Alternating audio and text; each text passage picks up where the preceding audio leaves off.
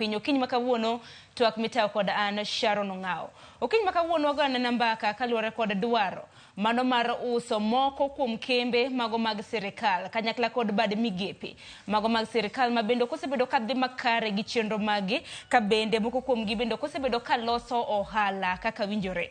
Gisani nitiere chik mabende jatend piny Kenya William Ruto nochwe koke mano chieng' wuok tich mar jumani kanotemo limbe mage e gwenge mag Nyanza. Chik mar neno ni kembe kanyakla kod bad migepe mamoko mag sirkal mabedo kosebedo katimo makare ohala oket e lwet joket mwandu kata lwet ji giwegi. Ini wuoni nene e yo machalo nade. Mane twak mabendo doro bedo godo nyakorom gajwang kapar ni paro makama nochwala koda mano jatend kweth mago mathoth mag ji mathoth e od bura Kimani Chungwa e lo sirkal.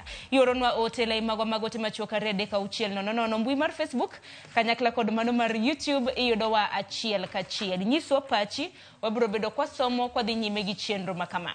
Okinyi makawuono antiere kod welo mowinjore ni twak makama. Mokwongo antiere ka gi jaod bura mano maseme mano Daktari James Nyikal. Arwaki ni machiegni. Erokamano. Kopogore gi jaod bura maseme nyakorom gajwang bende yudo thuolo makende mar bedo gi jalony e weche mag ochumi mano FCPA Bernard Siero. In bende arwaki ni machiegni. Erokamano Sharon. Daktari chak mana kodi nikech kwang'eyo kata mana Privatization Act masani nitiere chike mabende koro umau kaka jod bura mano kaka unyalo puodho mano mar yiepo nono nuyie gi okang' makamano kata uya mana mapiyo piyo dwaro mar uso kembe mag sirkal kaluwore gini nitie kaluwore gi chik miwachono mar Privatization Act nyocha ka jatelo kete lwete to kano kele bunge ng'enywa ne ok oyie kode moloyo maduong' mane ok oyiego en wach mar ni minister kata cabinet secretary ema nyalo loso gino to aitere cabinet aikadhe moko chopo e bunge e od bura na kanyo ne wadagi kendo ji nomedo pinge nikech wang'eyo ni gima kamano kotimore to jopiny e weg gigi od jod bura ema jopiny oyiero miyo gini monego bed ni giko mar wach gi kadhe nikech wasebet gi kambegi kiusogi to ng'enygi kiwinjo no usgi to chal na gima iuso e nengo mayot ka gima iwitogi kendo chal ni winjruok moro bede gi sirkal kata gi jomotelo e sirkal gi joma nyiewo kembegi mondo usgi e nengo mayot miyo mano ne ok wamorgo to nitie gima timore maduong' moloyo kata ma en achiel kuomgi nitie chike mikadho mang'eny maparo ni biro hinyowa e Kenya ka ma achiel kuomgi chike makamane madwa ni mondo walose nikech moko kuom kembe mago mag sirkal wang'ino ok gisebedo ka gitimo makara ahinya mago mantiere kata mne gwenge mago makaluo ingi kaka kembe mag sukari mabende koro nosechul gopgi mano maromo siling bilion 117. Dibed ni un kaka jod bura ok buyie kod okang' makamato sani koro en chik kosona gima do wacho ni duong' moloyo ma achiel mwaneno en mar Privatization Act mobiro ni chik mobiro mar gik miuso mag sirkal ni to gima timore sani od bura mwan go sani an kanene awuon ok en od bura manyalo rito piny nikech en od bura mohongore nyakonchiel ok rang'eyo ka ji wacho ga ni ber ka ji odhi e yiero to nitie ng'ato yombo mobet gi jobura mang'eny ahinya e od bura gimiluongo ni huge majority rach mano makoro waneno sani mato ok be ni ne giyombo nikech kane yiero rumo kane okwan ji Azimio ne nigi ji mang'eny manoloyo jo Kenya Kwanza en ni piyo ka yiero rumo ni to us jotelo moko onyiew jotelo moko wachno nyiew jotelo moko modhi kocha momiyo koro ging'eny gima koro timore ni gik mikadhe od bura chal ni nitie ka ji osedhi e ot mamalo ma State House tiluongo jobura tinyisogi jatelo margi mar leader mar majority kosebiro mowacho ni ma kaka idware ok wago mbaka e gigo kaka winjore ibira tiwacho ni ma gimidwa kadhi kendo itime garaka kaka ma to ananeno ni ng'ima ber tok no kadhe malong'o. Gimomiyo ok nokadhe malong'o, nitie kaka ikadho ga chik. Ka chik obiro kapod iluonge ni bail, nitie gimiluongo ni somo mokwongo mar first reading. Mano notim kare.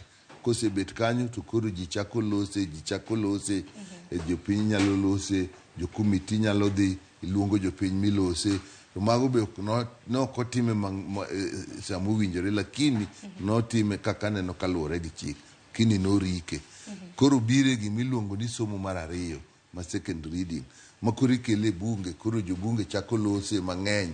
Wan waneno berne ma, rachne ma, onyalo konyo kama, ok onyal konyo kama. Ae manorumo koro kikadhe. Ka koro ikadhe to dhi e komiti mar od bura mangima, iluongo ni committee of the whole house. Kanye ma koro ichak none laini kuom laini, kanye ma koro ilose chik.